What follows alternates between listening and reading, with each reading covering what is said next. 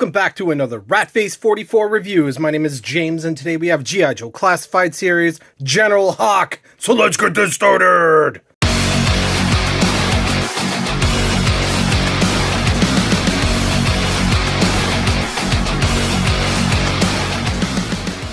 So before we get this started, big shout out to DJC Collectibles. Link will be in the description below. So let's go ahead and take a look at the packaging art. Looks like he's on the battleground in front of the G.I. Joe headquarters. Awesome stuff going on in the background. I can just hear this picture. Not sure who's flying out in the background here. Let me know in the comment section down below what you think that is. I remember someone was talking about it. It looks like, you know, the G.I. Joe headquarters looks like it got hit by a missile. It's exploding. You got the triple T down here. So it looks like we have the Cobra Stun in the background. So we got an awesome digital render of Hawk right here.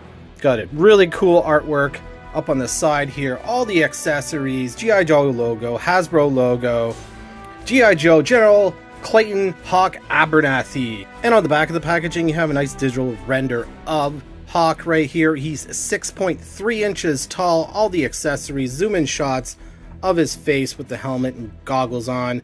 You got a zoom in shot of his patch, G.I. Joe logo, and boring stuff on the bottom on this side of the packaging. Number 103 in the line and QR code.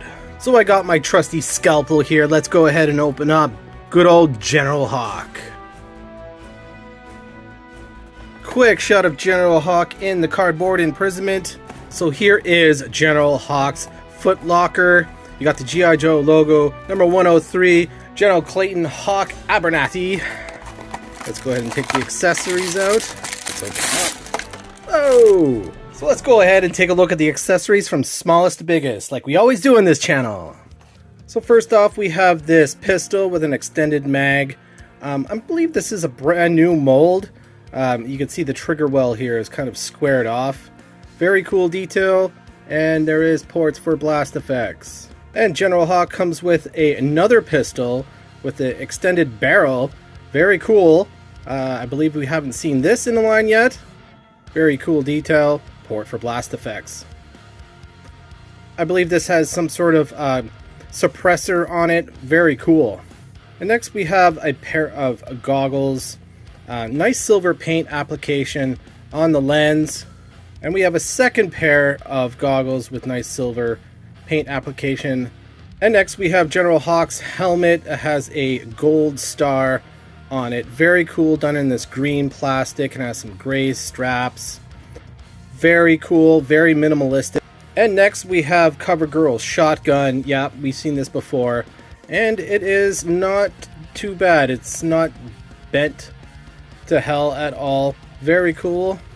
And we have Gung Ho's grenade launcher. We all have seen this, unless it has a different sculpt on it, but I believe this is the exact same one. Has a strap here, handle, pump action kind of thing, and some sculpted details on this weapon. Still pretty cool, and it's very retro.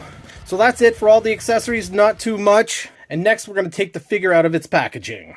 So here's General Abernathy, all of his packaging. Let's go ahead and take a look at the style and design of this figure.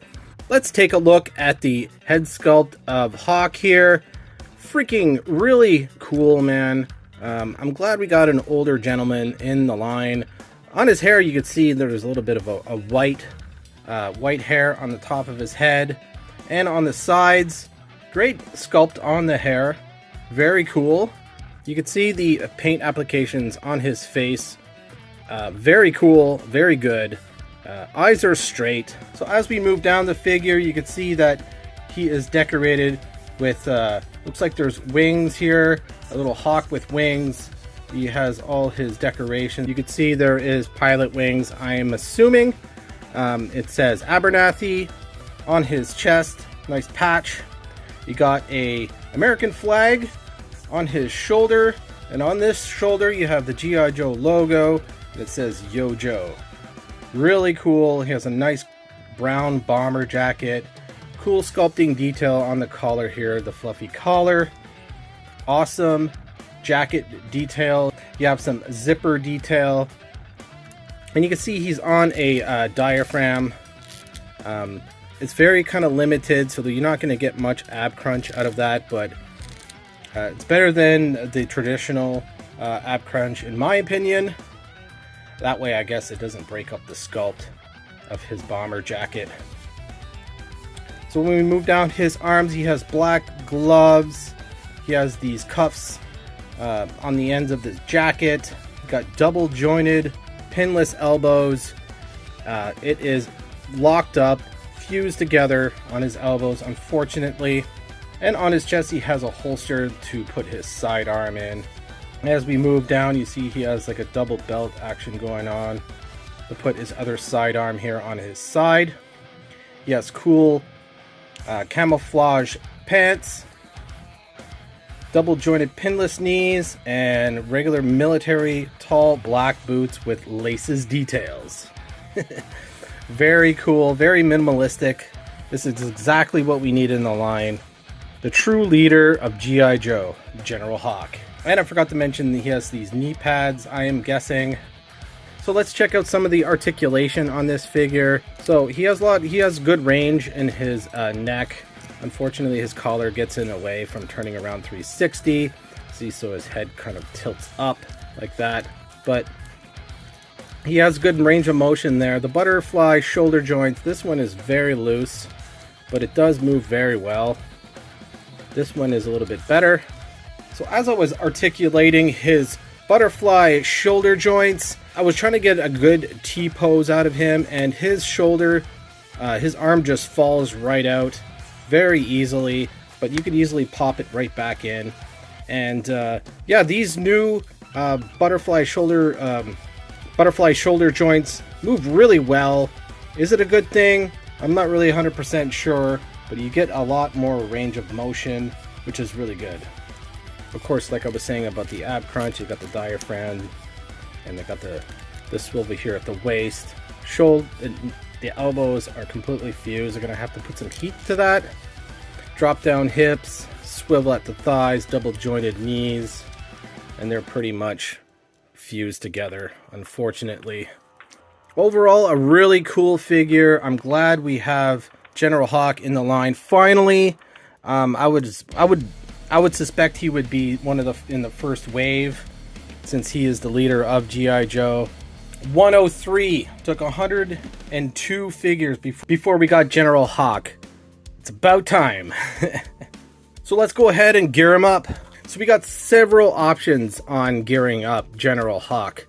You could put his goggles on his helmet just like that, like the vintage. And speaking of vintage, we're gonna have a vintage comparison in just a moment.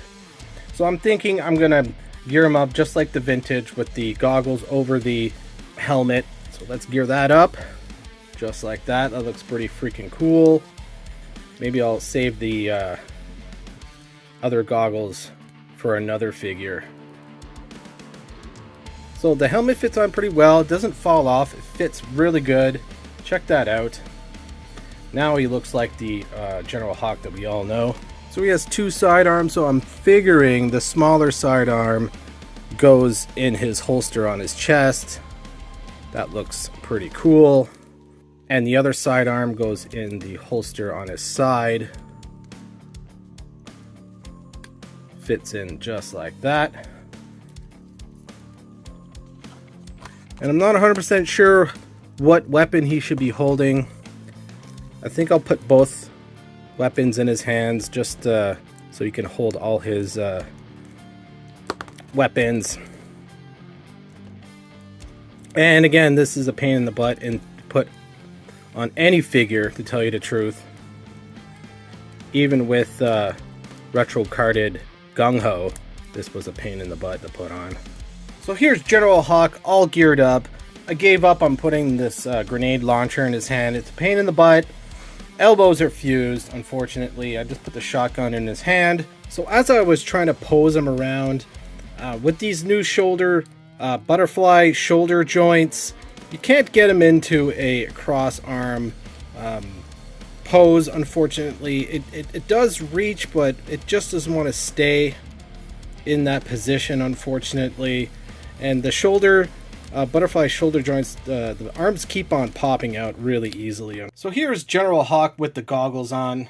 And here is General Hawk with his helmet, with his glasses on his helmet. This looks silly. So let's go ahead and do a vintage comparison. So here's my vintage General Hawk. I know he has the accessory pack headgear. It's in pretty good condition for a thrift store find. His knees are a little loose.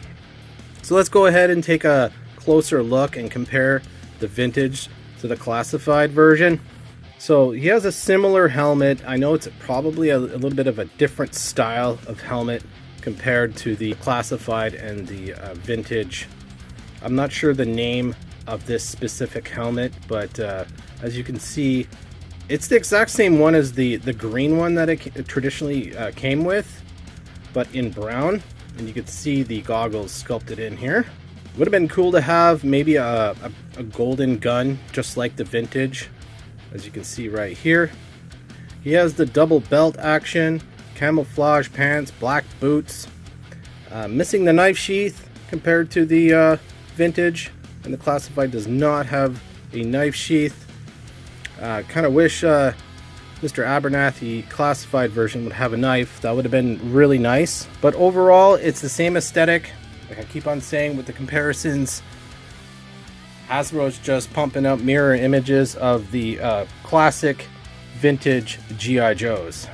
But it's very appreciative, and I do like the style of the new classified version of Hawk. What do you guys think? So let's do some comparisons with some of my recent classified figures.